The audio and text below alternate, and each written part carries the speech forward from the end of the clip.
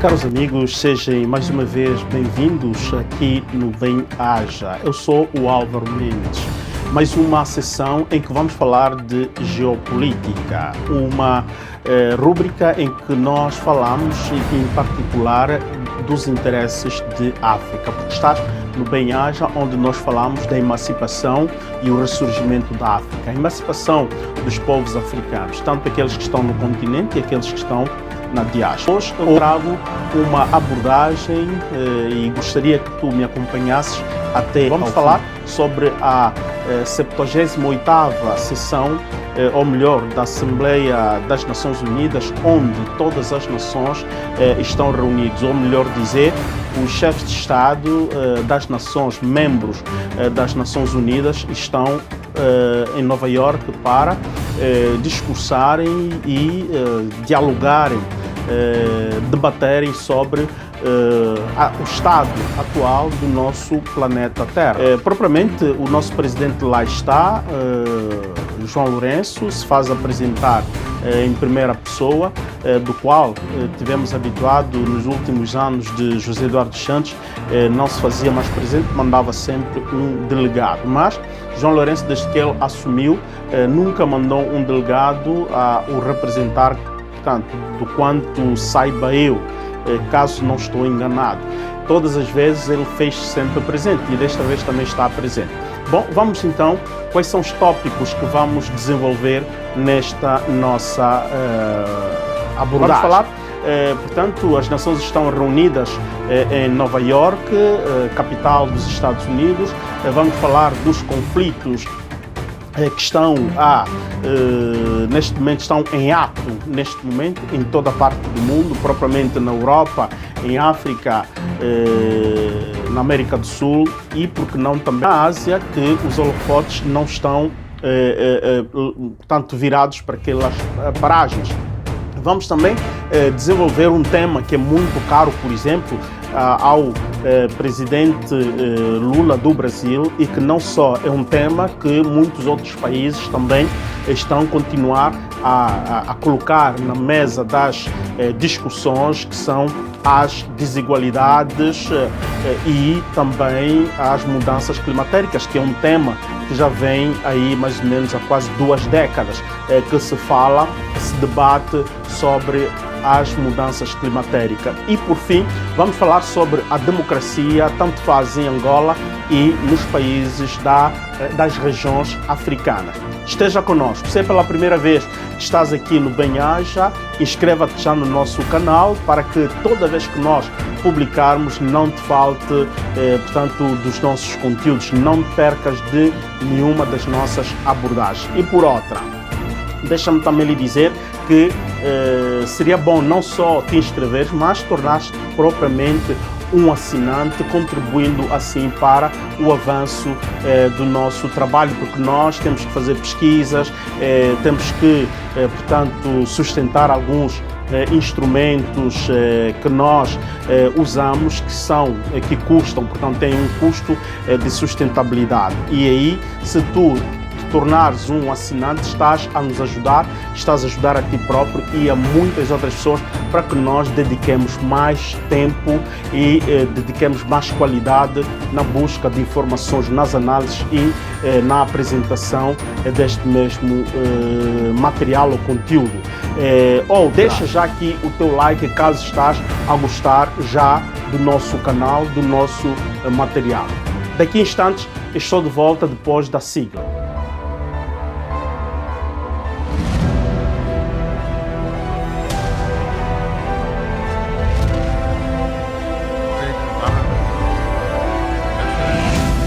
Mr. President, Mr. Secretary General, colleagues,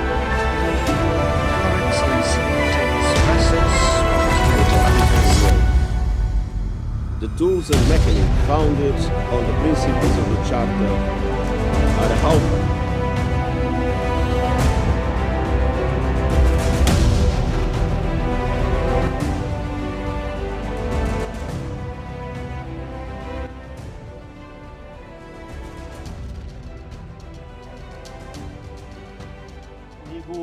Cá estou de volta para podermos continuar a nossa abordagem. Portanto, Está a decorrer em Nova Iorque a 78ª sessão da Assembleia das Nações Unidas, em que os chefes de Estado estão lá reunidos para debater. O nosso presidente angolano proferiu o seu discurso não só em nome de Angola, mas falou no interesse da África, da situação que se vive em África, fez, portanto, algumas denúncias de forma muito sublimal, mas fez estas denúncias dizendo que existe mão invisível que tem estado por detrás da instabilidade política no continente. Este assunto nós iremos desenvolver mais quando falarmos aqui sobre a democracia. Esteja ligado. Bom, no seu discurso, João Lourenço não se implicou muito nas questões internas de Angola. Um dos pontos que ele sublinhou no seu discurso principal foi o corredor de Lobito, e este corredor sabemos que está a ser financiado pelos Estados Unidos para desenvolver o comércio, a zona do livre comércio da África Austral. Mas atenção, onde existe interesse americano, não é necessariamente o dono do território que comanda, porque todos os dinheiros e toda a obra são dinheiros americanos que portanto, um investimento a retorno a longo período. E este longo período é ali onde a América irá jogar todas as suas cartas, a sua influência. Esta é uma técnica que a América sempre utilizou, que é o soft power. Ele entra com grandes financiamentos, entra com um discurso para que possa desenvolver a vossa economia, desenvolver o bem-estar das populações, oferecer, portanto, trabalho, não é? A incrementar postos de trabalho, mas no fim é toda uma tática para que ele goze sempre de uma grande influência na zona, e porque até depois começa a influenciar as tomadas de decisões do governo ou dos governos locais. E, como sabemos, a nossa diplomacia angolana, nós colocamos aqui algumas reticências para ver se, de facto, os acordos que o governo de João Lourenço assinou com a América, que não são tão transparentes assim, porque a opinião pública angolana não conhece de facto os detalhes. Sabemos por simplesmente que existem estas relações bilaterais que se têm estado a reforçar entre Angola e os Estados Unidos. Vimos que depois das eleições, os americanos, tanto faz antes e depois das eleições, houve uma grande incursão da diplomacia americana junto do Palácio Presidencial, a casa número 1 dos angolanos. E atenção, a América é aquela nação que, ao nível mundial, tem estado a pregoar, ou sempre apregoou, a implementação da democracia. E estamos a ver que em Angola existe um grande déficit no que tange à democracia. As eleições não foram livres e justas, os resultados foram proclamados de uma forma duvidosa e os americanos não teceram nenhum verbo. Os americanos ficaram, portanto, com o mojimbo bem fechado, preferindo não proferir nenhuma declaração acerca, a não ser, pura e simplesmente felicitaram a vitória de João Lourenço, reconhecendo os resultados finais. Mas atenção, existe sempre um parênteses a abrir, porque antes que os americanos declarassem o seu parecer para com as eleições angolanas, o governo americano tinha já demonstrado também algumas reticências, mesmo para dar o seu parecer. E existe um grande relatório que os americanos têm acesso, onde descreve, onde relata de facto que não houve um processo eleitoral livre e justo. Diz-se livre porque as pessoas foram nas urnas, ninguém esforçou ninguém a votar. As pessoas votaram, só que o resultado real que deveria ser anunciado não era aquele que foi anunciado, porque as atas sínteses foram desprezadas e o método utilizado no centro, no centro das eleições, melhor dizendo, como é que se diz, no órgão central das eleições, que é no Centro Nacional dos Escrutínios, não correu de forma esperada e houve incidentes. Alguns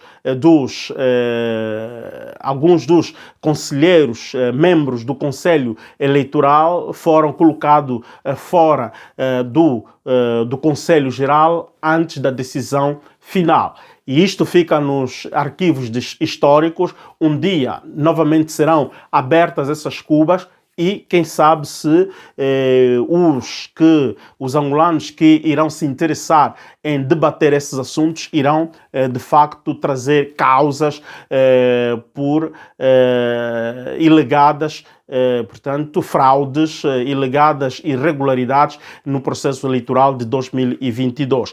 Isto é muito importante porque João Lourenço, no seu discurso, ele não faz nenhuma menção sobre o processo democrático dentro do nosso país, porque também é conhecido ao nível mundial o que é que Angola está a viver. Não existem convulsões sociais assim tão intensas. Houve algum momento e o governo de Angola soube, portanto, arginar a situação, mas a panela ainda está a aquecer, a panela daqui a pouco vai começar a ferver, porque existe muita pobreza em Angola. Estamos a ver famílias e crianças a irem recolher alimentos não adequados ou em locais não adequados. Vimos algumas imagens que iremos passar aqui de crianças a irem buscar numa lagoa, entre parênteses, que é um esgoto geral numa zona da Viana, em que estas águas paradas têm estado a fazer, portanto, procriar peixes, do qual na nossa cultura chamamos o cacuço. E estes cacuços normalmente não são, portanto, para serem consumidos pelos seres humanos, porque estão cheios de organismos impróprios para a saúde humana. Mas vimos crianças mergulhando naquelas águas para irem buscar estes peixes. Vimos mulheres a irem recolher estes peixes para depois irem revender. Existem outras imagens que mostram, nada é uma montagem, são factos reais, do qual os nossos mainstream angolanos não mostram a nossa opinião pública. Eles fazem, por simplesmente, uma seleção de informação que agrada a quem os comanda, que agrada a quem está a governar. Enquanto nós sermos, portanto, a imprensa alternativa, e estamos a crescer, estamos a navegar lentamente, mas estamos a crescer e vamos crescer, nós vamos continuar a trazer aquelas que são as notícias alternativas, dos quais os nossos mainstream não mostram. Portanto, nós vimos crianças em Benguela a irem descavar arroz deteriorado para poderem alimentar-se em casa e também para poderem comercializar. Quantas destas realidades no nosso território existem? Aquele foi, por simplesmente, uma das realidades que foram, portanto, aquelas imagens foram captadas por cidadãos comuns ali da zona e viralizaram estas informações. E, por outro lado, existem outras imagens também, em outras paragens de Angola, que mostram os mesmos cenários ou cenários semelhantes. Estes elementos, o governo ou o presidente da República, por simplesmente preferiu não tocar nesse aspecto das dificuldades da crise alimentar que o país está a viver, talvez por razões de boa imagem do seu governo. Isto não tem nada a ver com a boa imagem do país, porque no nosso país existem, sim, estrangeiros que vivem, existem turistas que entram, vêm, existem investigadores de informação que vêm no nosso país, colhem informações e fornece informações. Existem várias organizações não governamentais ou organizações não governamentais internacionais, existem agências das Nações Unidas que fazem relatórios sobre a pobreza, que estão atentos a verificar o índice de pobreza das nações, e os relatórios falam por si. Portanto, houve muita omissão por parte do Presidente da República, não trouxe estes elementos em campo. Bom, ele tem que jogar a estratégia do seu governo. Atenção, nós aqui não estamos a acusar o Presidente da República, nós aqui estamos a trazer os factos. E nestes factos a nossa leitura é: João Lourenço preferiu cumprir a estratégia do seu governo. Isto é uma questão política e não é uma questão que possamos querer tratar de ânimo leve. Não. É política. Ele está a fazer política e na sua política esta é a linha que ele escolheu e avançou e está a avançar.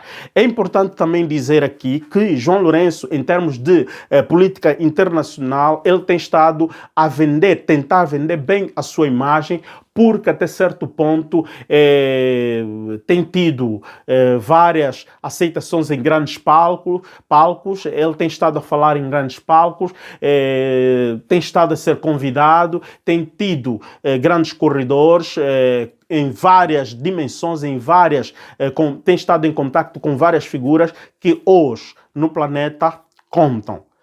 Mas, atenção, não está tão fácil assim. Ele está em contacto, ele está a fazer os corredores, mas não está assim tão fácil. Mas devemos reconhecer que João Lourenço, até certo ponto, ele tem estado a vender um pouquinho bem a sua imagem no exterior. Mas não é esta a percepção que se tem de Angola no exterior. Ele, como indivíduo, até pode se safar. Deixa de ser presidente de Angola e poderá, talvez, ser solicitado para consultorias internacionais, porque aí ele tem estado a jogar bem sobre o discurso da segurança de África, não é? A estabilidade política em África. João Lourenço tem sido muito presente nos discursos sobre a estabilidade da segurança em África.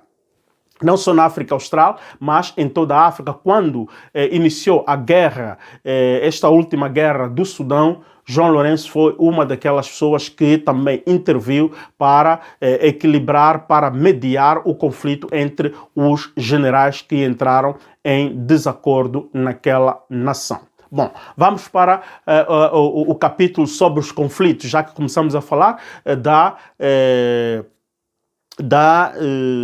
de Sudão. Conflitos. Os conflitos não são só aqueles conflitos armados. Existem também aqueles que são os conflitos interhumanos, conflitos diplomáticos, conflitos humanitários. O conflito humanitário qual é? Muito africano ainda continua a prodar para o Ocidente, propriamente as Europas e América do Norte, em busca de melhores condições de vida. E uma das intervenções muito gravosas nesta Assembleia das Nações Unidas foi aquela do presidente Lula, que falou sobre as desigualdades em que poucos países concentram as riquezas do mundo em detrimento do sofrimento e a pobreza dos países menos industrializados. Este é um discurso muito interessante. É um tema muito interessante que nós, os africanos, devemos prestar muita atenção e devemos fazer mesmo cultura, devemos fazer escola em podermos ter argumentos suficientes para podermos defender o interesse dos nossos países que são menos industrializados e que, em contrapartida, devemos usufruir daquilo que são, portanto, as nossas vendas, as nossas exportações. Nós temos exportado matéria-prima e matéria-prima que tem estado a mover a economia mundial hoje em dia. E o porquê que nós, sendo os proprietários da matéria-prima, devemos pagar muito para podermos sobreviver. Se estes países que exploram as nossas riquezas estão bem, e são mesmo estas nações que nos metem sempre em dificuldades catastróficas. Vamos lá. A presidente do Conselho de Ministros da Itália, a primeira-ministra ou primeiro-ministro a senhora Meloni, ela fez um seu discurso muito centrado sobre a estratégia da Itália para contrastar a imigração maciça dos países em via de desenvolvimento propriamente da África. Ela esquece de falar da imigração asiática que, em todo caso, faz o mesmo percurso e entra na Itália. E eles calculam, por simplesmente, que a imigração é africana. Mas não é assim. Aqui é preciso dividirmos, separarmos as águas. Existe uma imigração maciça que vem da Ásia e fazem o percurso africano, o Mediterrâneo, entrando pelo Egito, Tunísia e depois aprodam para a Itália. E do outro lado temos, sim, os africanos subsaarianos que também através da Líbia, através do Marrocos, através da Argélia e da Tunísia, eles entram para as paragens da Itália. De Marrocos, muito menos, porque Marrocos está mais próximo de Espanha e Portugal. Mas sim, os que vêm para a Itália, vêm pela Líbia, pela Tunísia e pela Argélia. Bom, esta é uma equação muito difícil para os países mediterrâneos da parte europeia. E também devemos admitir que é um problema muito gravoso para os países mediterrâneos do norte da África. Como equacionar esta problemática? E o porquê? É preciso nós irmos buscar as razões, as motivações que fazem com que haja esta imigração maciça. É a pobreza. É a falta de condições de empregabilidade, é a falta de recursos financeiros, é a falta de alimentos que faz com que estas populações imigrem. E também outro problema é o problema climatérico. As mudanças climatéricas fazem com que muitas dessas populações imigrem para zonas que oferecem melhores condições de vida. O homem é um ser nómada por natureza, não por escolha, mas por natureza. O homem sempre se movimentou em busca de melhores condições de vida. Esta é a história da espécie humana. Para quem tem dúvida, basta fazer investigação científica, histórica, e vai ver que os mesmos europeus que hoje são os donos da Europa, de onde eles provêm? Eles provêm também de África. E por aí fora são histórias de geopolítica e de antropologia que poderemos fazer e estudar. No discurso da governante italiana, ela tenta esclarecer à opinião pública internacional qual é a sua estratégia para combater este fenômeno da imigração maciça versus Europa, porque ela diz, e aqui ela anuncia e denuncia, que existe uma grande exploração inadequada, uma exploração desigual, uma exploração maquiavélica de países ocidentais em África. Portanto, roubam os recursos africanos, maltratam as populações africanas e, por conseguinte, estimulam a imigração destas populações. Aqui existe uma estratégia muito grave. Existe uma estratégia muito grave que é aquela de dispersar as populações locais para que a zona esteja à disposição e que os recursos sejam, portanto, extraídos. E atenção, isto pode provocar ao extermínio, à extinção de um certo grupo de seres humanos na face da Terra. É necessário estarmos muito atentos com este fenômeno.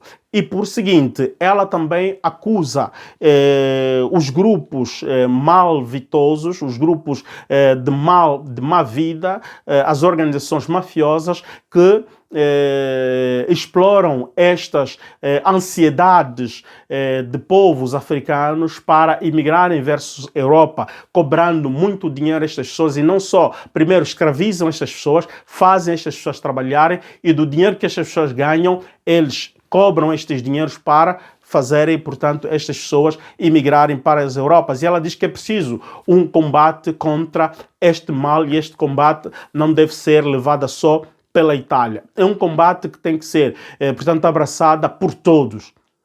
Mas atenção, ela diz que vão investir com o Plano Mattei.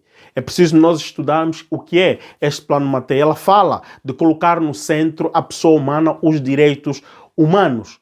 Bom, Isto parece-nos uma grande demagogia, porque nós que estamos nestas paragens conhecemos muito bem qual é a estratégia, conhecemos muito bem o que é que anima o governo da senhora Meloni e como ela tem estado a movimentar, por exemplo, tratando com a Tunísia para, portanto, reprimir os imigrantes que estão já no território tunisino em busca de rotas europeias. Outros até estão na Tunísia, por simplesmente para trabalhar mesmo na Tunísia e sustentarem as suas famílias, mas nestes acordos secretos parece que existe uma cláusula em que estimula o governo tunisino para que possa, portanto,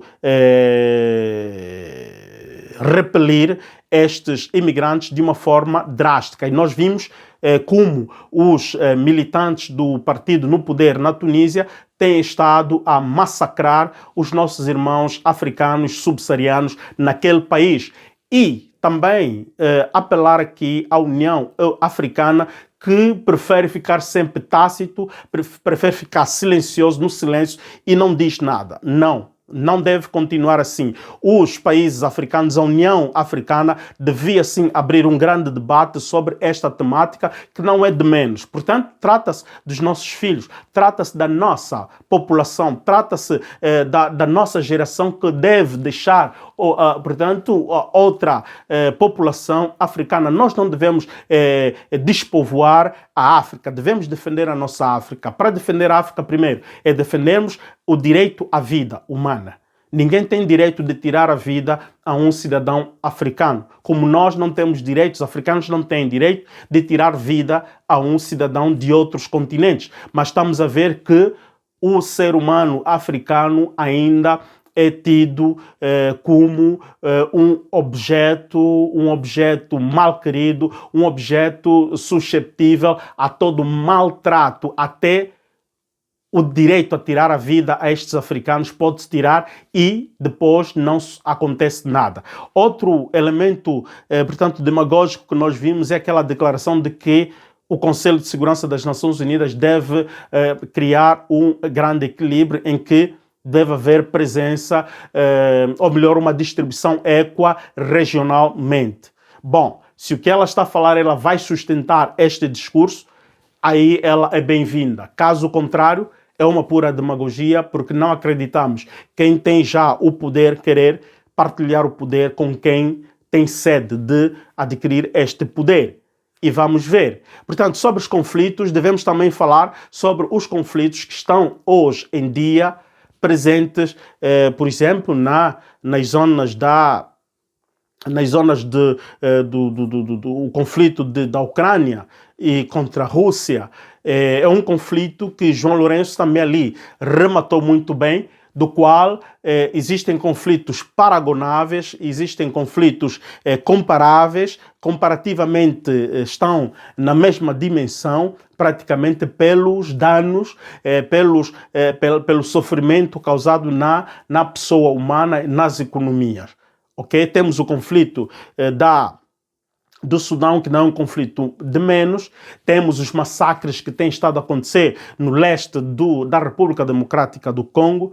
Temos o problema gravoso também no norte de Moçambique. E depois temos os grandes conflitos que os países do Sahel têm estado a afrontar contra o terrorismo do Boko Haram e ISIS. Então, são muitos assuntos por se tratar sobre os conflitos armados pelo mundo fora. Só que as televisões, ou os mainstream, a imprensa internacional, foca mais sobre o conflito da Ucrânia. O porquê? Porque é um conflito que está na Europa. Os europeus, eles não gostam de ter conflitos armados e preferem transferir estes conflitos em outras paragens do mundo, em particular África. É importante nós dizermos aqui de bom alto som que a África não quer mais viver conflitos que não são provocados por nós mesmos. conflitos que existem em África por procuração, conflitos fabricados pelos países mais industrializados do mundo. E quem são estes países mais industrializados do mundo? Nenhum país africano está no grupo dos países mais industrializados do mundo. Poderia ser a África do Sul, mas a África do Sul é um país que, por cultura, abandonou o interesse em criar conflitos. O porquê? Também aqui devemos lembrar que quando esteve o regime do apartheid, era o regime do apartheid que tinha tendência de expandir a influência militar do poder sul-africano em toda a África Austral. Por quê? Porque quem estava no poder eram os nossos irmãos de pele clara, não é? E pensamos nós, começamos a colocar cada vez mais dúvidas no sistema mental, no sistema cognitivo destes seres humanos. Parece que são pessoas que foram programadas pura e simplesmente para maltratar aqueles que são de pele escura. E aí não existirá nenhuma tranquilidade. Aí eu chamo conflito humanitário, conflito interhumano, não é? Entre os homens existe um conflito de identidade, existe conflito de interesses que levam até a matanças, levam à destruição de economias, levam a asfixiar as economias alheias. O conflito no Sahel, estamos a ver, por exemplo, a França, que não quer abandonar Níger, por mais que a autoridade atual que se impôs naquele país já os pediu para abandonarem o terreno. Em termos de política, ou melhor, em termos de direito internacional, a França deveria, pura e simplesmente, tirar o seu embaixador e os seus militares que estão naquele território. Aquele território não é deles. O senhor que foi deposto já não tem mais governo ativo e não é a França que vai impor, portanto, a vontade do povo nigerino. Imaginemos que o senhor Massoud torne a ser presidente, mas presidente sem população. Bom, que interesse existe? Nós estamos a ver que, na sua maioria, esmagada maioria, não quer a Massoud ou Bazoud no poder. O porquê que a França não tomou a mesma iniciativa em Angola quando a população angolana falou nas urnas e houve brólio? Toda vez que existe falcatruas eleitorais em África, os países ocidentais, a França, a Inglaterra, a Alemanha, Portugal, Itália, não dizem patavina nenhuma. Mas quando começam a ser tocados os interesses desses países europeus, eles querem, portanto, se intrometer. A França não é mais bem-vinda naqueles países africanos. Nós encorajamos a França, pura e simplesmente, a pegar as suas bicuatas e a ir para tornar em França e negociar com quem está neste momento no poder para que voltem, portanto, a julgar os seus interesses com estes grupos. Não é a França que deve dar ordens nos africanos como devem viver, como devem fazer, como as suas instituições devem, portanto, funcionar. Existem debates muito sérios em França, do qual intelectuais franceses não estão de acordo com o posicionamento e a estratégia do presidente Macron. Se ele estivesse nesta fase a concorrer para o segundo mandato, seguramente Macron não iria ganhar as eleições. E este comportamento de Macron, pura e simplesmente, está a dar vento à popa para a senhora Le Pen. Só que, atenção, está aí a surgir uma outra senhora que começa a dizer certas verdades, fazendo meia-culpa francesa e tornando, esperemos que torne mesmo na cena da política e da concorrência eleitoral para poder fazer face a Marine Le Pen. Estamos a falar de Ségolène Royal, que admitiu publicamente de que a França é responsável pela morte de Muammar Gaddafi, e isto desestabilizou a Líbia e os países que confinam a Líbia, que provocou, portanto, esta imigração maciça para a Europa, e não se consegue agora arginar a situação. Se tu estabilizas a Líbia, automaticamente esta questão da imigração também vai, portanto, acalmar. Se tu estabilizes o Níger, a situação da imigração vai se arginar. Se tu permites que a República de Burkina Faso desenvolva, tu estás a permitir que, portanto, a imigração possa diminuir. Ora bem, a solução para evitar uma imigração de massa é não provocar conflitos armados na zona Sahel, na zona norte-africana, e permitir que estes países possam captar investimentos e crescer economicamente. Porque crescendo economicamente haverá emprego, haverá trabalho, e estes jovens que procuram trabalho fora de África não irão precisar ir fora de África, irão trabalhar em África. Então, existe aqui má fé de quem é o poder internacional hoje, atualmente. E aí subentra, então, o interesse dos BRICS. Os BRICS devem, sim, são bem-vindos, e esperemos que BRICS deve a melhorar em certos aspectos, principalmente no âmbito dos direitos humanos. No âmbito dos direitos humanos, sim, os BRICS devem procurar estabelecer políticas que garantam os direitos humanos, que garantam a inviolabilidade de certos direitos humanos.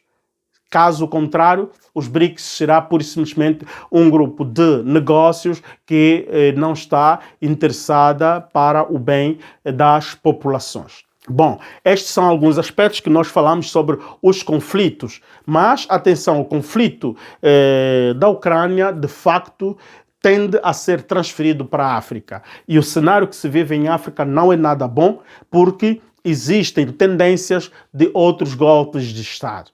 E estes países que estão ameaçados em que podem viver golpes de Estado estão a se preparar para poderem aspirar, não é? Portanto, responder de uma forma muito agressiva nas tentações de golpes de Estado. As mudanças climatéricas é um outro aspecto muito interessante que o debate é vivo. A África tem já estado a se preparar. Houve uma cimeira no Quênia. Este ano, a África já começou a debater aquele que será o seu posicionamento para o COP do próximo ano, que vai acontecer. É importante dizer que as mudanças climatéricas também estão a promover, estão a estimular uma nova estratégia, novas tecnologias de produção. Tecnologias essas que são a zero poluição.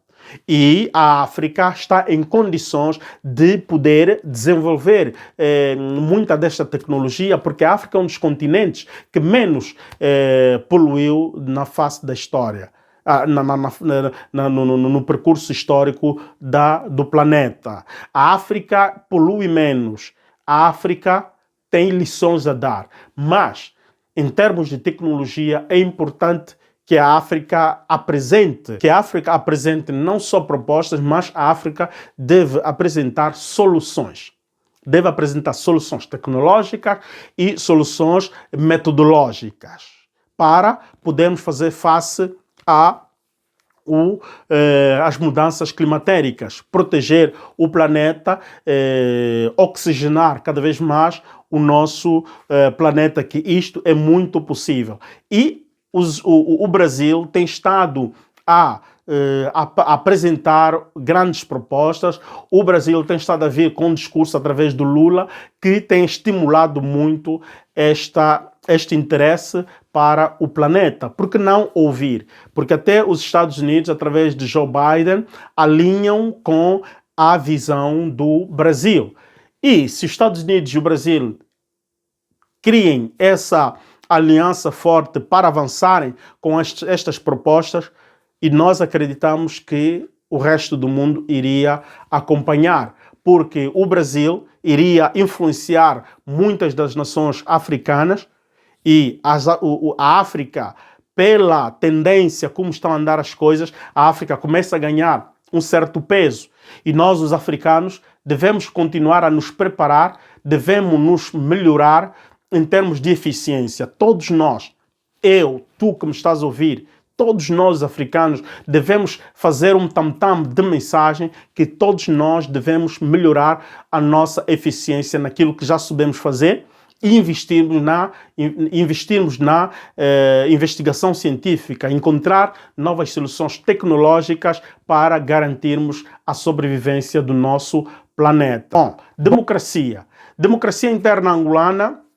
O presidente angolano, como disse já no início deste vídeo, que o presidente não falou da situação da democracia no nosso país. É preocupante. Em Angola ainda estão a haver grandes atrocidades em termos de liberdade de expressão, liberdade de reunião. Aconteceu em Andulo, a governante, ou melhor, a administradora municipal, quis proibir que uma reunião cívica, uma palestra de transferência de conhecimentos, que esta palestra não tivesse lugar. Porque os organizadores pedem espaço acomodantes no centro da cidade de Andulo.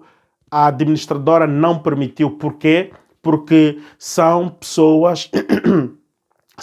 é uma organização não afeta ao MPLA, são pessoas que não são militantes do MPLA, então os locais públicos, as salas públicas não devem ser cedidas a estas organizações ou a estas pessoas. Bom, em termos de democracia, em termos de equilíbrio, em termos de transparência, em termos de harmonia, em termos de sinfonia, não funciona, não deve funcionar assim. O posicionamento desta senhora, a posição desta senhora para nós, deve ser tida como um crime. E ela deve ser indiciada. E o seu próprio partido devia sancionar gravemente aquela senhora, porque ela é membro do bureau político, sujou a imagem do seu próprio partido, e o partido não pode bater palmas por aquilo que esta senhora fez. Portanto, manchou o bom andamento da democracia no nosso país, porque nós precisamos de uma saúde democrática a partir da base, a partir das autarquias. Isto reflete que o MPLA não está preparado e não quer, não tem vontade que hajam autarquias.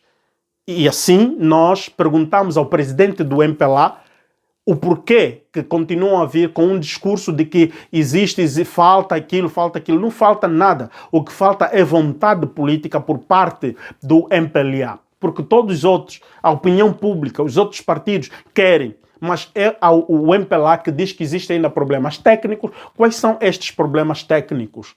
Senhor presidente do MPLA, João Manuel Lourenço, não em qualidade de presidente da República, mas em qualidade do presidente do MPLA, desbloqueia o debate e a solução, a resolução do problema das autarquias. Enquanto chefe de Estado, nós queremos dizer ao presidente da República: Angola é de todos nós. E o senhor, a sua excelência, representa todos nós. O interesse de todos os angolanos estão nas tuas decisões. O angolano votou. Foi alegado que Sua Excelência venceu as eleições de forma democrática. Então, a maioria dos angolanos votaram ao senhor. Agora, as pessoas na rua pedem. Vimos este episódio, Sua Excelência até agora não proferiu nenhuma declaração. Isto é muito grave.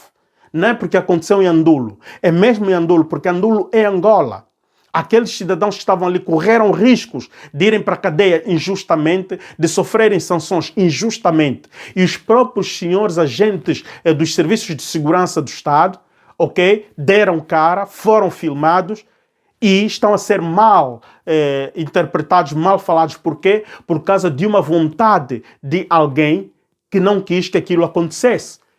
E aqueles senhores que são dos serviços de segurança, eles só obedecem ordens. Eles estão a serviço do Estado. Uma figura do Estado orientou, eles têm que, portanto, executar. Até certo ponto, aqueles senhores podem ser, como se diz, podem ser perdoados, mas quem fica mal na fita é a figura líder do partido, é a figura líder máxima do país, fica mal na história, fica mal, portanto, na carteira. Então, a democracia em Angola ainda tem grandes problemas porque Tanais Neutro volta para a cadeia. Adolfo Campos está novamente na cadeia. E outro irmão, que até agora não consigo memorizar o nome, também está para a cadeia. E os outros ativistas que lá estavam, outros manifestantes, voltaram para as suas casas. O porquê só estas 3 figuras foram para a cadeia? Portanto, eles querem fazer o quê? Dar um golpe de Estado? Não pegou esta acusação. Foram acusados de desacato à ordem. Que desacato? Porque eles estavam atirados no chão. Existem regulamentos sobre as manifestações. Pensamos nós que tem que se retratar e o tribunal não deve tomar uma decisão tão drástica da forma que tomou. Portanto, hoje nos limitamos por aqui e teremos mais assuntos. Hoje mesmo, à noite, teremos conversa do nosso quintal com grandes barrotes do ativismo angolano. Teremos Maibro Viegas, o comandante Simbi Ancosse da primeira região.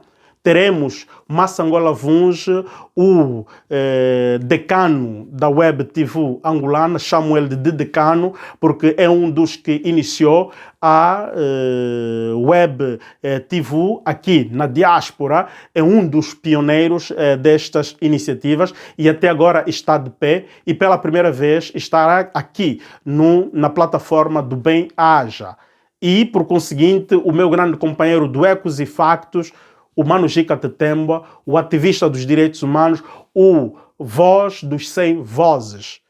O CEO do Rádio Criança também estará aqui conosco para podermos falar sobre o ativismo em Angola e vamos tocar em tantos outros aspectos e, em particular, falaremos também da diáspora angolana. Fique ligado e, se gostaste deste material, deixa um teu like e partilha para todos os nossos humanos. Um Chico Coração, um Bem Haja.